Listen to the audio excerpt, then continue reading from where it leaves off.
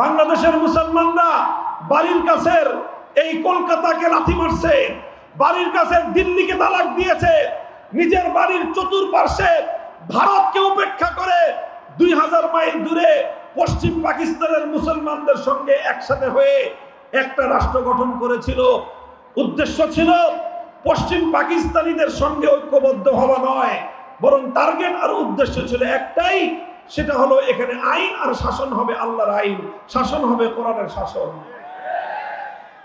1947 সালে মুসলমানদের জন্য একটা আলাদা ভূখণ্ড হলো, আলাদা একটা রাষ্ট্র হলো।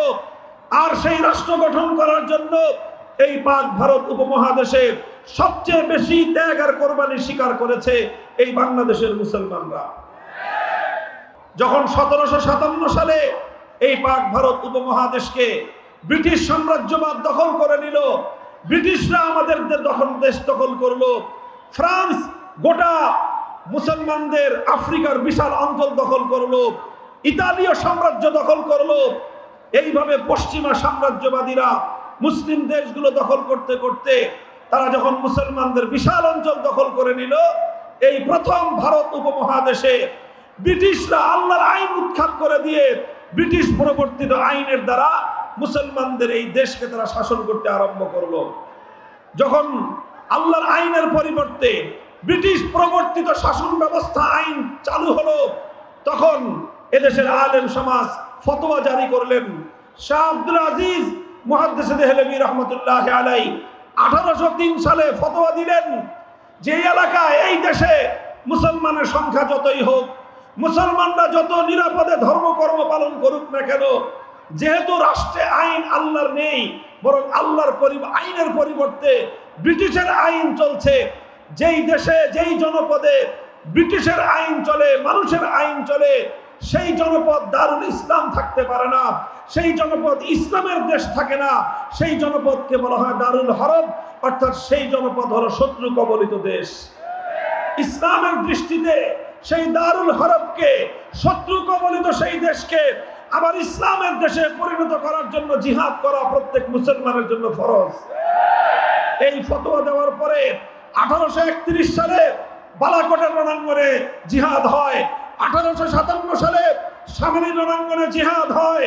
মুসলমানরা জিহাদ করেছে, আবার ব্রিটিশের শাসনকে বাতিল করে আল্লাহর আইনের দ্বারা মুসলিম সমাজকে শাসন করার যুগ ফিরিয়ে আনবার জন্য বারবার মুসলমানরা শাহাদাত বরণ করেছেন, জীবন দিয়েছেন, কিন্তু সফলতা লাভ করতে পারেন নাই। 1866 সালে দারুল উলুম দেওবন্দ প্রতিষ্ঠিত হওয়ার 80 বছরের মাথায় 1947 সালে এই ব্রিটিশরা ভারত উপমহাদেশ, এই পাক ভারত বাংলাদেশ এই অঞ্চল ছেড়ে ব্রিটিশরা পালিয়ে যেতে বাধ্য হয়। ব্রিটিশরা যখন এই দেশটা ছেড়ে চলে যায়, তখন এই দেশে প্রধান দুই জাতি বসবাস করত, এক জাতি হলো মুসলিম, আরেক জাতি হলো হিন্দু।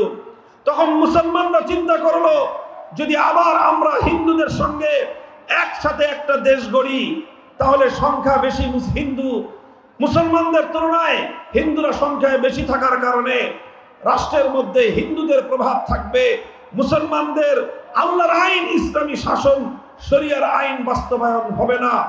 এই জন্য মুসলমানরা তখন সিদ্ধান্ত নিল যে আমরা ছোট হলেও আলাদা রাষ্ট্র চাই। এজন্য আমাদের এই বাংলাদেশের মুসলমান, আমাদের বাপদাদারা অনেক ত্যাগ আর কোরবানি স্বীকার করেছেন। মুহতারাম হাজরিন, সেই দুঃখজনক ইতিহাস বলবার সময় আমার নাই। যত ত্যাগ আর কোরবানি আমাদের পূর্বপুরুষরা দিয়েছেন, সেই পশ্চিম পাকিস্তানের বেলুচিস্তান, লাহোর আর করাচি আর সেই খাইবার পাখতুনখোয়ার সীমান্ত প্রদেশের মুসলমানরা, পাঞ্জাবের মুসলমানরা অত রক্ত দেয় নাই। আমার এই বাংলার মুসলমানরা যত ত্যাগ আর কোরবানি স্বীকার করেছে। একটাই আকাঙ্ক্ষা ছিল, একটাই স্বপ্ন ছিল, একটাই চাহিদা ছিল যে আমরা না খেয়ে থাকবো, আমরা না পড়ে থাকবো, আমরা দারিদ্র্যের কষাঘাতে জর্জরিত হব, সব দুঃখ কষ্ট মেনে নিব, কিন্তু আমরা আমাদের এই জমিনে আল্লাহর আইন চাই, আমাদের জমিনে আমরা কোরআনী শাসন ব্যবস্থা চাই। দুর্ভাগ্যজনকভাবে 1947 সালে দেশ বিভক্ত হওয়ার পর 24 বছর পর্যন্ত পশ্চিম পাকিস্তানি শাসকরা আমাদের সঙ্গে গাদ্দারি করেছে, বিশ্বাসঘাতকতা করেছে। আল্লাহর কোরআনের শাসন দেওয়ার কথা বলে দেশটা স্বাধীন করার পর তারা আর তো আল্লাহর আইন জারি করে না, কোরআনের শাসন জারি করে না। আমাদের আলেম সমাজ বারবার রাষ্ট্র ব্যবস্থার কাছে, সরকারের কাছে বলল যে কোরআনী শাসন কেন জারি করো না? তারা বলে যে এটা এখনো শিশু রাষ্ট্র, শিশু রাষ্ট্র, এখনই এটাকে ইসলামী শরীয়তের বিধান দিলে এই রাষ্ট্র হজম করতে পারবে না। এই জন্য আগে আস্তে আস্তে রাষ্ট্রটা একটু শক্তিশালী হোক, একটু বড় হোক, তারপরে আমরা কোরআনী শাসন দিব। এইভাবে যেতে যেতে 10 বছর, 15 বছর, 20 বছর চলে যায়, কিন্তু কোরআনী শাসন দেয় না। হুজুরা জিজ্ঞাসা করলেন, আপনার এই শিশু সাবালক হবে কবে? কবে সাবালক হবে? শাইখুল হাদিস আল্লামা আজিজুল হক রাহমাতুল্লাহি আলাইহি আমার আব্বাজান বলতেন, 24 বছরেও পাকিস্তান নামক শিশু রাষ্ট্র এটার বালেগ হলো না। তো যেই পোলা 24 বছরেও প্রাপ্তবয়স্ক সাবালক হয় না, ওই পোলা 90 বছরেও সাবালক হবে না।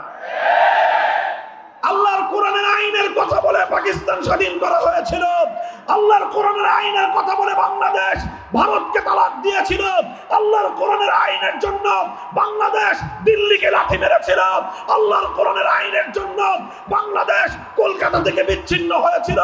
24 বছর পর্যন্ত সেই কোরআনের শাসন না দেওয়ার কারণে 71 সালে পাকিস্তান ভেঙে খান খান করা হয়েছে।